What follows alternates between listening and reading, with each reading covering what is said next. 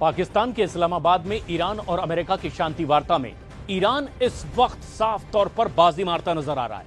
Iran से आए 14 ईरानियों ने ट्रंप की टीम के छक्के छुड़ाकर रख दिए और ट्रंप के दामाद जेरेड कुशनर और ट्रंप के विशेष दूत स्टीव विटकॉफ दोनों को ही ईरानी टीम ने रगड़ कर रख दिया। इधर दूसरी तरफ रूस और चीन ने ईरान को ऐसे गुप्त हथियार भेज दिए हैं जो अमेरिका और इजराइल के लिए नासूर साबित हो सकते हैं।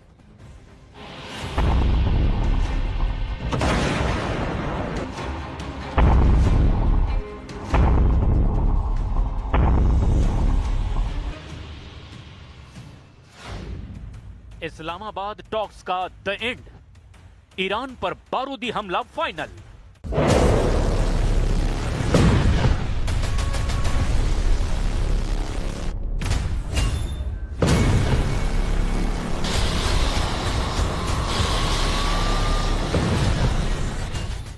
पूरी दुनिया की निगाह पाकिस्तान पर लगी हुई है।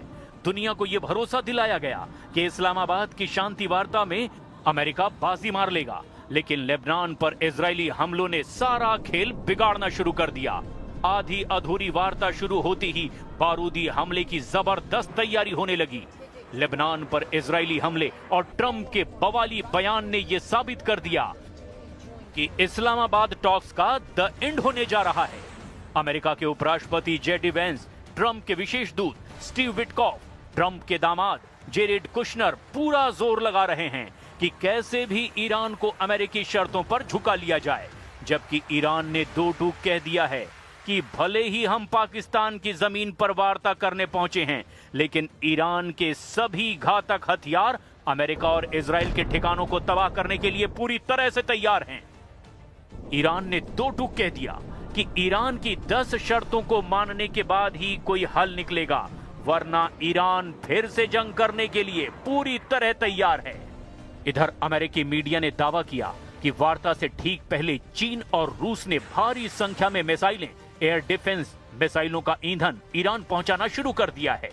इससे इस बात की गारंटी मिल गई है कि वार्ता से नहीं बल्कि बारूदी धमाकों से ही युद्ध का फैसला होगा। लेकिन अब वक्त के साथ घटनाक्रम बदल रहा है और हम शुरुआत करते हैं उस खबर से जिसने इस्लामाबाद टॉक्स का दम निकालना शुरू कर दिया है। इस्लामाबाद टॉक्स का द एंड, हमले को तैयार युद्धपोत।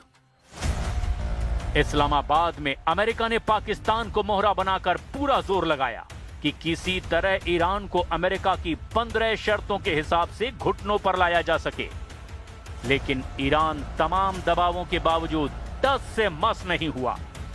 खबर तो यहां तक है कि राष्ट्रपति ट्रंप इस बात से भी बेहद नाराज हैं कि ईरान के लीडर इस्लामाबाद में अमेरिका के लीडरों को ना तो भाव दे रहे हैं और ना ही अमेरिकी शर्तों को मान रहे हैं। खबर तो यहां तक है कि उपराष्ट्रपति जेडी वेंस, स्टीव विटकॉफ और ट्रंप के दामाद जेरेड कुशनर भी ईरानी लीडरों के तेवरों को देखकर भौंचक्के हैं। ऐसा लग रहा है कि जैसे अमेरिका सुपर पावर नहीं बल्कि ईरान है। ऐसा लग रहा है कि युद्ध रोकने की ज्यादा जरूरत अमेरिका को है, ईरान को नहीं। यही वजह है कि इस्लामाबाद टॉक्स का द एंड होने लगा है और इसीलिए दोनों तरफ से अगले राउंड के हमले की जोर शोर से शुरुआत हो चुकी है।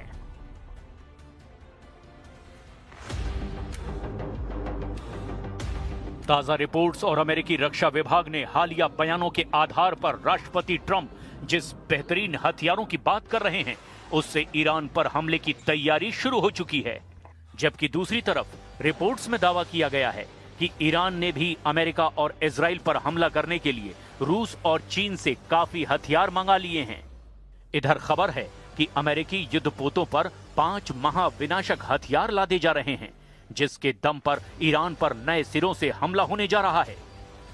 जबकि दूसरी तरफ इस्लामाबाद वार्ता अगर नाकाम हो गई तो फिर ये युद्ध सिर्फ ईरान अमेरिका का नहीं बल्कि रूसी चीनी हथियारों के साथ एक हाइब्रिड वर्ल्ड वॉर बन सकता है। खुफिया रिपोर्टों, रॉयटर्स और फाइनेंशियल टाइम्स की अप्रैल 2026 की रिपोर्ट के मुताबिक रूस और चीन ने ईरान को सीधे हथियार देने के बजाय एसेट सपोर्ट और तकनीकी कवच दिया है। जबकि दूसरी तरफ अमेरिका अपने नए 5 हथियारों से ईरान पर हमला करने जा रहा है। जरा इन्हें भी अब जान लीजिए। अमेरिका ने अपने विमान वाहक पोत यूएसएस अब्राहम लिंकन और यूएसएस गेराल्ड आर फोर्ड में नए हथियारों का जखीरा लाद दिया है। डार्क ईगल ये अमेरिका का सबसे घातक हाइपरसोनिक हथियार है। इसकी रफ्तार आवाज से 5 गुना ज्यादा है। ये मिसाइल लॉन्च होने के कुछ ही मिनटों में तेहरान के अंडरग्राउंड बंकरों को तबाह करने की क्षमता रखती है। लेजर वेपन सिस्टम हेलियोस अमेरिकी विध्वंसक पर अब हाई पावर लेजर तैनात है। इसका मुख्य काम ईरान के शाहिद सुसाइड ड्रोन्स को हवा में ही पिघला देना है। हेलियोस तकनीक बहुत सस्ती है क्योंकि इसमें एक शॉट की कीमत सिर्फ कुछ डॉलर होती है। SM-3 ब्लॉक IIA इंटरसेप्टर ये ईरान की उन बैलिस्टिक मिसाइलों को अंतरिक्ष में ही नष्ट कर देगा जो इजराइल या अमेरिकी ठिकानों की ओर बढ़ती दिखाई देंगी। इसे खास तौर पर अजेय मानी जाने वाली मिसाइलों को रोकने के लिए डिजाइन किया गया है। AGM-158C LRASM ये एक स्मार्ट एंटी शिप मिसाइल है जो खुद अपना रास्ता ढूंढती है। इसका मकसद स्टेट ऑफ हॉर्मुज में ईरानी नौसेना के जहाजों को बिना किसी मानवीय चूक के डुबो देना है। B-21 रडार स्टील्थ बॉम्बर का बैकअप भले ही ये जहाज पर ना हो, लेकिन युद्धपोतों के साथ इनका लिंकअप किया गया है।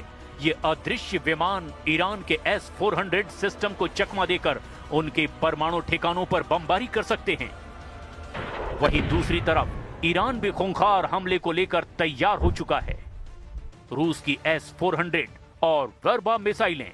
रूस ने ईरान को S-400 एयर डिफेंस से महत्वपूर्ण घटक और 9K-333 वर्बा यानी कि बेहद आधुनिक कंधे पर रखकर चलाई जाने वाली मिसाइलें दी है। ये मिसाइलें कम ऊंचाई पर उड़ने वाले अमेरिकी हेलीकॉप्टरों और ड्रोन्स के लिए काल है। चीन की CM-302 और बोइदू नेविगेशन। चीन ने अपनी CM-302 एंटीशिप सुपरसोनिक मिसाइलें ईरान को दी है। सबसे बड़ी खबर यह है कि ईरान अब अमेरिकी GPS की बजाय चीन के बोइदू सैटेलाइट नेविगेशन का इस्तेमाल कर रहा है, जिसे जैम करना अमेरिका के लिए लगभग असंभव है। रूसी सैटेलाइट डेटा। अप्रैल 2026 के ताजा इनपुट बताते हैं कि रूसी सैटेलाइट्स ने इजराइल के 55 ऊर्जा ठिकानों और मिडिल ईस्ट में स्थित 46 अमेरिकी सैन्य ठिकानों जैसे सऊदी अरब में प्रिंस सुल्तान एयरबेस की लाइव तस्वीरें और लोकेशन ईरान को दी हैं। ट्रंप ने न्यूयॉर्क पोस्ट को दिए इंटरव्यू में कहा कि वे अगले 24 घंटे में यह तय करेंगे कि इन हथियारों का बटन दबेगा या नहीं। ये साइकोलॉजिकल वॉरफेयर यानी मनोवैज्ञानिक युद्ध का हिस्सा भी हो सकता है ताकि ईरान इस्लामाबाद में समझौते पर दस्तखत कर दे। بکنیم تعهداتی که دادن در قبال آتش بس در همه جبهه‌ها انجام بشه. همزمان که دستگاه دیپلماسی داره کار خودش رو انجام میده، ما با دقت مراقبت میکنیم، در تماس نزدیک با نیروهای مسلح هستیم برای اینکه کوچکترین مورد از نقض آتش بس گزارش بشه. هر جا که لازم باشه مدافعان میهن قاطع و سریع واکنش نشون میدن. वार्ता के बीच बारूदी हमले का जरा प्लान भी जान लीजिए। इस वक्त अमेरिका और इजराइल ईरान को हर हाल में घुटनों पर लाना चाहते हैं। ताजा खुफिया जानकारियां और ऑपरेशन एपिक फ्यूरी के संकेतों के मुताबिक अमेरिका और इजराइल ने अपनी रणनीति में महत्वपूर्ण बदलाव किए हैं। इस वक्त ईरान पर जमीनी हमले की तैयारी जोर शोर से चल रही है। CIA और मोसाद की रिपोर्ट के मुताबिक जमीनी कार्रवाई को हरी झंडी मिल चुकी है। अमेरिकी नौसेना ने ईरान की नौसेना को काफी हद तक पंगु बना दिया है। जमीनी हमले का पहला चरण स्टेट ऑफ हॉर्मुज और बंदर अब्बास बंदरगाह पर नियंत्रण करना हो सकता है ताकि ईरान की तेल आपूर्ति और सैन्य आवाजाही पूरी तरह से रोकी जा सके।